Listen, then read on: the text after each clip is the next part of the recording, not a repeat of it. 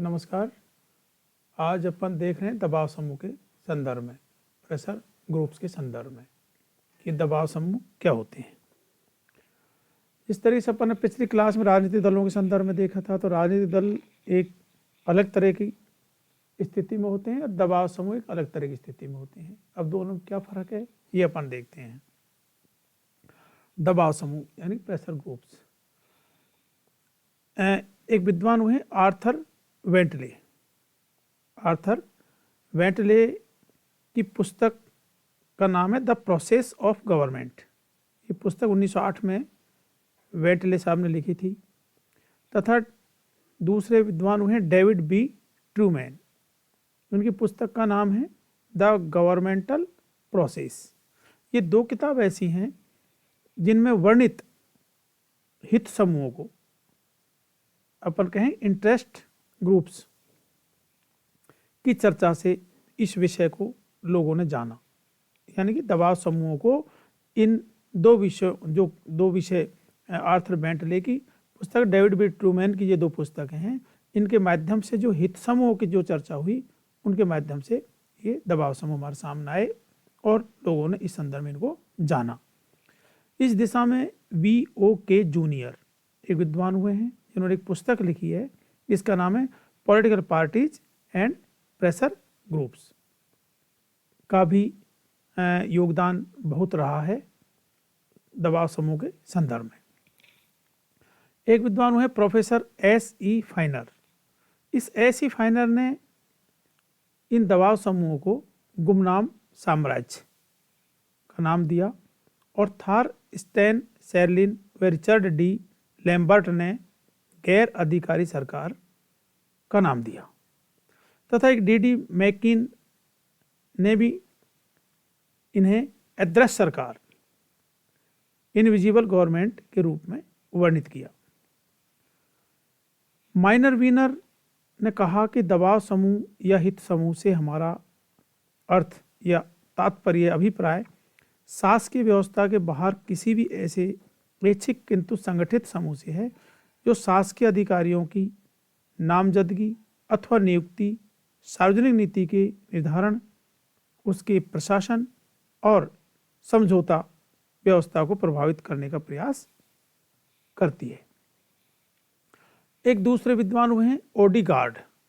उस ओडीगार्ड ने कहा है कि दबाव समूह ऐसे लोगों का औपचारिक संगठन है जिसके एक अथवा अधिक सामान्य उद्देश्य या स्वार्थ होते हैं और जो घटनाओं के क्रम को विशेष रूप से सार्वजनिक नीति के निर्माण और प्रशासनिक कार्यों को इसलिए प्रभावित करने का प्रयत्न करते हैं कि वे अपने हितों की रक्षा एवं वृद्धि कर सकें। दबाव समूह की कुछ विशेषताएं हैं जिनको या इसको लक्षण भी कह सकते हैं। और इन विशेषता लक्षणों में पहला आता है विशिष्ट हितों से संबंध।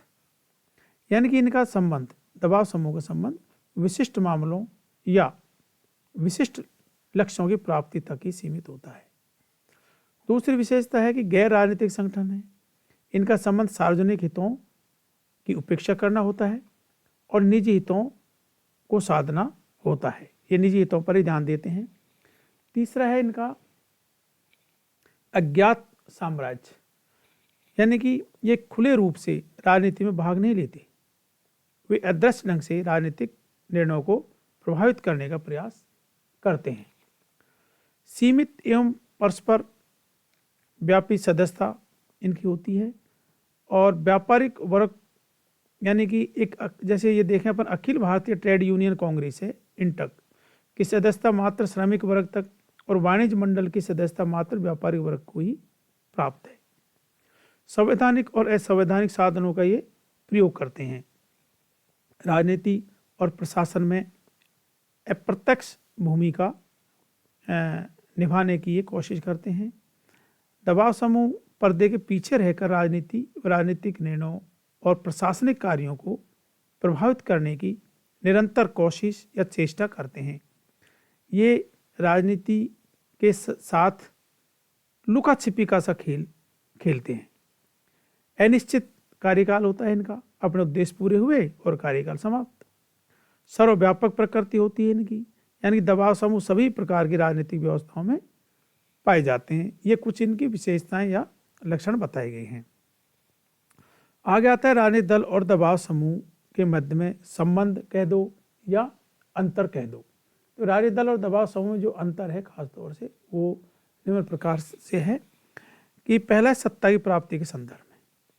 तो दबाव समूह राजनीतिक सत्ता प्राप्त करने का प्रयत्न नहीं करते हैं और ना ही अपने सदस्यों को पद दिलाने की इच्छा ही रखते हैं, जबकि राजनीतिक दल राजनीति में प्रत्यक्ष भाग लेते हैं, चुनाव लड़ते हैं एवं जीतने पर राजनीतिक जो पद है उसको प्राप्त करने की कोशिश करते हैं और पद को प्राप्त भी ये करते हैं।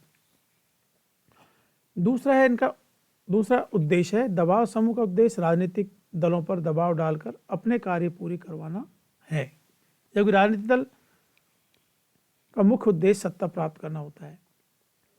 तीसरा है कार्यविधि। दबाव समूह राजनीतिक दलों के चुनाव के लिए उम्मीदवारों के चयन पर प्रभाव डालते हैं एवं उनकी बात मानने वाले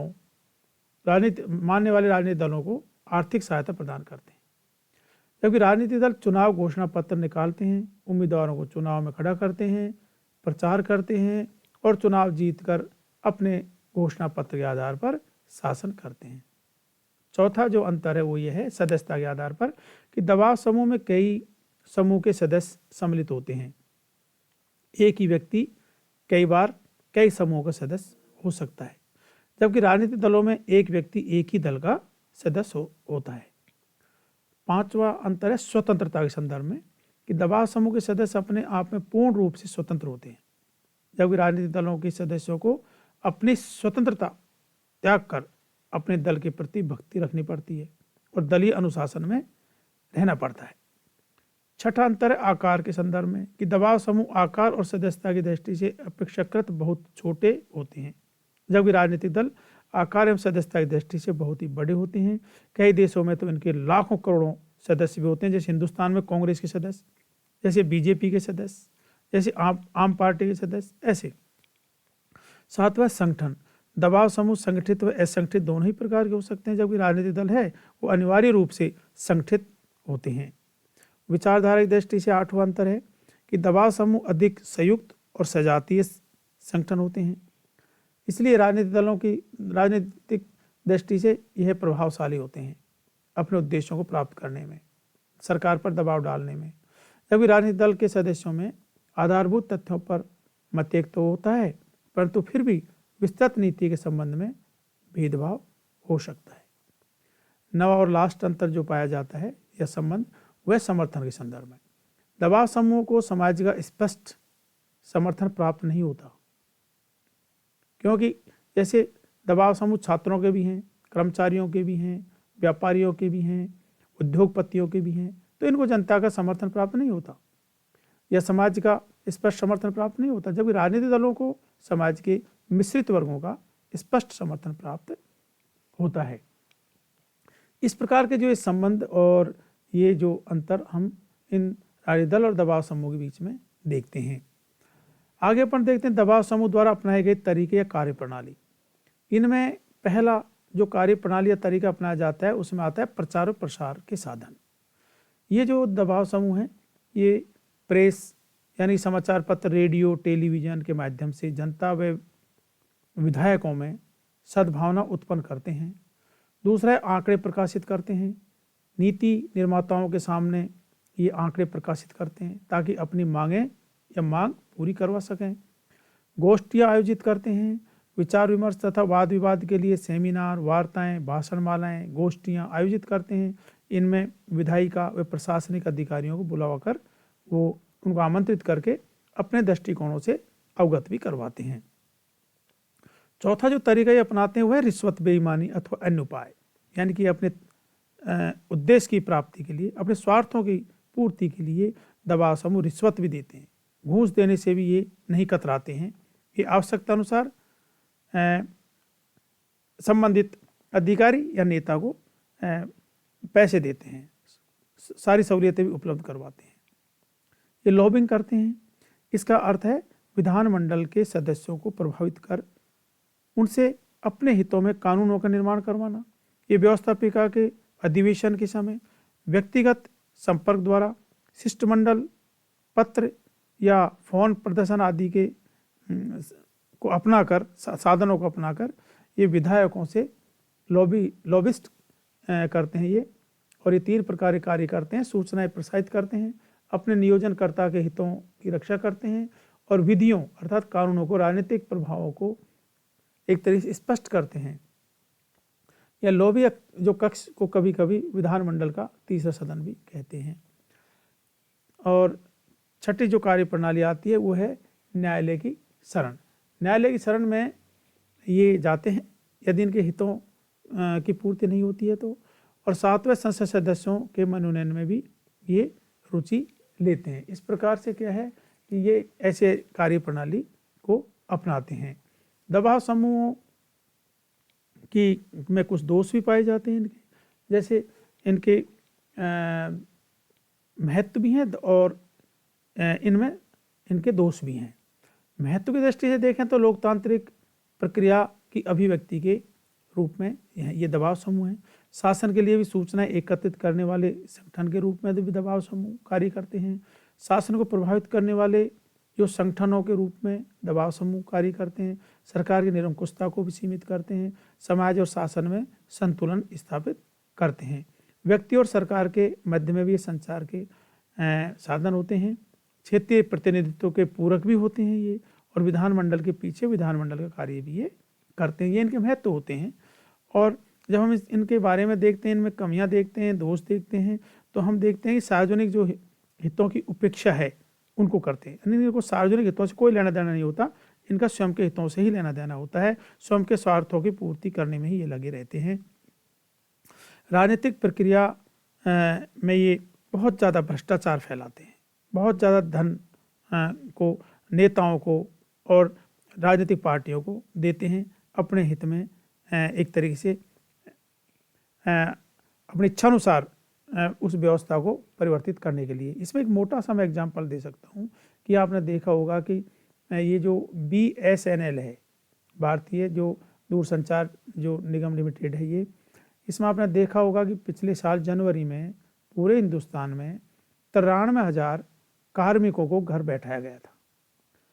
उसका क्या कारण था? यही लॉबिंग थी, यही लॉबी थी, ये उद्योगपतियों की लॉबिंग थी।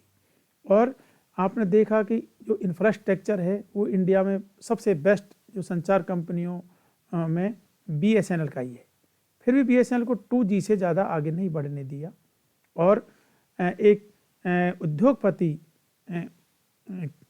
के लिए इतना महत्व दिया गया कि उसके पास इंफ्रास्ट्रक्चर न होते हुए भी उसको 4G की सुविधाएं एक तरीके से उपलब्ध करवाई, और सारा इंफ्रास्ट्रक्चर जो BSNL का था जो उसको उपलब्ध करवाया, और 5G की ओर अब वो जा रहा है। पहले उसने फ्री में आपको सिम भी दी, कनेक्शन भी दिए, और कुछ मोबाइल सस्ते दरों पर दिए, और आज देखा जाए तो बेहद उन्होंने रेट बढ़ा दी है। तो ये क्या है? ये है उद्योगपतियों के द्वारा अपनाई गई लॉबिंग, जो कि पहले तो राजनीतिक पार्टियों को चंदा देते हैं, उसके बाद राजनीतिक दलों के माध्यम से सरकार पर दबाव डाल करके अपने हित में नियम और कानून बनवाते हैं और अपने हितों की पूर्ति करते हैं। उससे आम जनता को बेहद नुकसान होता है, और आने वाला समय शायद ऐसी परिस्थितियों से बेहद प्रभावित होगा। ये किसान आंदोलन वगैरह चल रहे हैं, वो भी इनसे रिलेटेड ही मैटर है, इसलिए इनकी बहुत ज़्यादा आलोचना की जाती है। और इसमें क्या है कि हिंसा की राजनीति के ये संगठित स्रोत भी हो जाते हैं, ये अप्रजातांत्रिक होते हैं, क्योंकि सत्ताधारी प्रजातंत्र में जनता के प्रति उत्तरदायी होते हैं। जो सत्ताधारी होते हैं वो जनता के प्रति उत्तरदायी होते हैं, लेकिन ये नहीं होते जनता के प्रति उत्तरदायी। इनके हित पूरे हुए और जय हिंद। इस तरीके से क्या है कि ये दबाव समूह हैं जो अनैतिक कार्य भी करते हैं, अपने हित में ही कार्य करते हैं। ये जनता के हितों को कोई ध्यान में नहीं रखते हैं, और ये पश्चिमी देशों में भी अच्छे से काम करते हैं। खासतौर से अमेरिका में दबाव समूह की स्थिति बहुत मजबूत है इस प्रकार के कार्य करने की। ये आपके दबाव समूह का ये टॉपिक पूरा हुआ। आपके प्रश्न इस प्रकार का आता है कि राजनीतिक दल किसे कहते हैं, राजनीतिक दलों के कार्य बताते हुए राजनीतिक दल और दबाव समूह के मध्य में अंतर बताइए। तो आप इसको अच्छे से इस क्वेश्चन को कर सकते हैं। धन्यवाद।